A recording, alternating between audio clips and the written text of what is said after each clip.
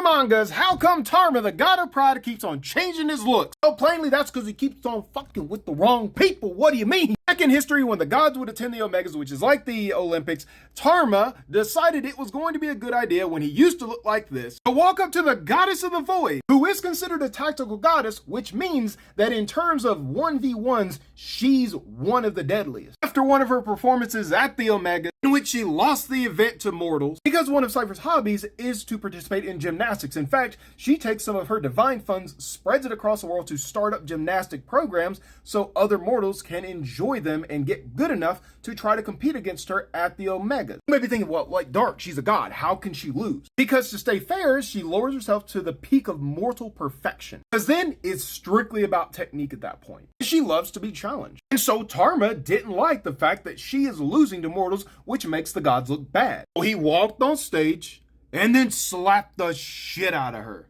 And let's just say your snakes didn't like that at all. So then, mortals got to witness one of the first divine fights between gods. And it ended with her putting him in an armbar, and she has an ability to summon something called the Void. And the Void, once it touches you, is pretty much an auto kill. But if you're strong enough, like a god, it takes a little bit more time. But she ended up starting to carve through his divine armor, and in the process of fearing for his life, he shit his pants in front of everyone. And it took Desolation, god of destruction, the god of honor, and also the goddess of death to pull her off of him before she could kill him. So needless to say, he was offended. So our boy Tarma, always looking for a comeback, came up with the solution of a rebrand. That's when he dropped all the flashy armor minus his shin guards, adopted a new weapon called a mace, let that long flowing hair go with a nice tattoo, and basically went on a proclamation that if you wear armor, you're basically a scrub. And you have no honor because you have to put something in between you and your enemies. And it looked like it was working for a while until Tarma kept on talking shit, specifically to Cypher, about how he was a man's man and she's a trashy goddess who lets anybody sleep with her, that all it would take is one night with him before he dominated her with his masculine energy. And Cypher said, bet. So each of the two gods got their grand priest together along with the third observing god to make sure nothing popped off, and Cypher and Tarma slept together. But the problem is, as Tarma's doing the stroking, Cypher fell asleep because she was so bored.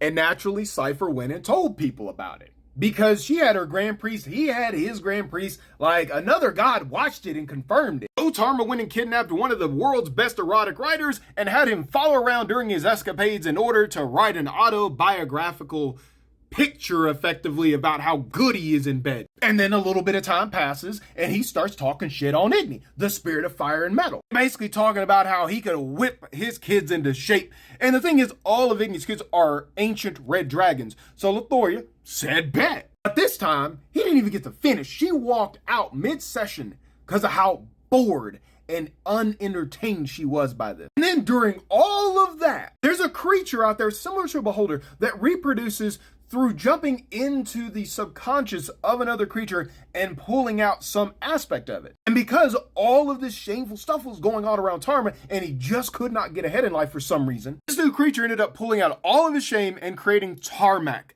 the avatar of shame. And it's basically a femboy version of Tarma, who now goes around the world just committing acts of shame. We're talking doing pinups, or geese with a large group of people. If that isn't bad enough, the other gods make sure Tarmac can get this information to Tarma. So it wouldn't be uncommon if there's another rebrand planned in the near future after all this. All this lore comes from the world where my manga's Night of Slaughter and Devil's Deal takes place in.